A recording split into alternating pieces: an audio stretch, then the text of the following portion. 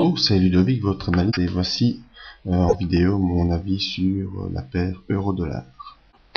Alors vous aviez pu voir sur le site l'analyse hebdomadaire, même mensuelle, qui était de l'euro-dollar, où je vous expliquais que depuis le mois de mars-avril, je ne sais plus, 2008, la paire euro-dollar est en train baissière en faisant des impulsions hautes et des impulsions basses.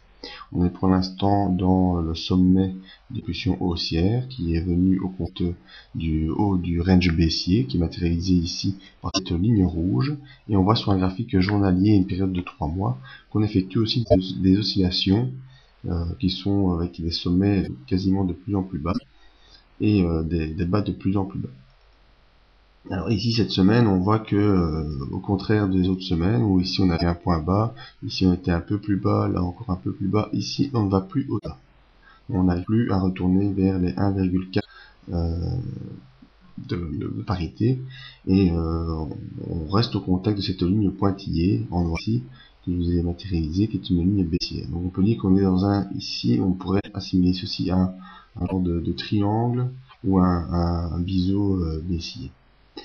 Actuellement, le cours termine vendredi sur une parité à 1,4249. On est sous la M20, M50, qui sont les deux quasiment horizontales. On semble être soutenu ici par cette M150 qui, elle, est haussière. Et donc, on a pris en sandwich entre ces repères. Au niveau des indicateurs, le stochastique, lui, reste baissier, même s'il a des tendances à essayer de repasser au-dessus de son signal. On voit que le signal est toujours bien orienté à la baisse et n'est pas encore arrivé en zone de survente. Le MACD, lui, est aussi baissier, même s'il y a une tentative de recouper. On voit qu'il est baissier et on voit bien au niveau des impulsions de MACD que les plus hauts sont de plus en plus bas et les plus bas également de plus en plus bas. Ici, on a un genre de tentative d'inversion mais qui n'est pas encore confirmé.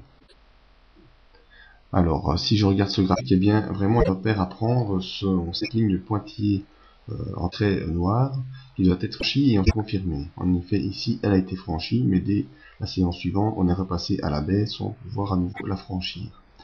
Alors, la M150 ici, qui est aussi vers 41,58, semble être le support dynamique actif pour l'instant. On voit les bandes de Bollinger aussi quasiment à plat. Et tout est un peu à l'horizontale malgré une tendance de fond légère. Il faudra surveiller un retour au-dessus de cette ligne pointillée noire, au-dessus, c'est-à-dire des 1,4322, et une confirmation en repassant au-dessus des 1,4380. Le sommet à viser et à pouvoir franchir étant les 1,4490 qui sont ici cette résistance qui a été testée par 2 fois avec chaque fois un échec. Si cette résistance est franchie à la hausse, il faudra aussi surveiller ce niveau des 1,47 qui est le sommet du range baissier hebdomadaire. À la baisse maintenant, il faudra surveiller le franchissement à la baisse des 1,4154 qui sont la M150 qui est un support dynamique. Ensuite les 1,4 ici qui est le dernier support fort qui a pu relancer le cours ici au mois de juillet et ici au mois de mai. Maintenant, pour vous remettre en tête un peu ce que je vous expliquais, je reprends un graphique de 5 ans, un graphique mensuel où on voit les impulsions, on monte, on baisse, on monte, on baisse, et ici on vient de finir l'impulsion haussière, et donc logiquement on devrait repartir vers une nouvelle baisse. Les explications étant sur le site. Voilà, qui termine ici la vidéo sur l'euro-dollar. Je vous invite à me rejoindre sur le site pour plus d'explications d'analyse sur indices ou matières premières et répondre à vos questions sur l'analyse technique. Merci et à bientôt.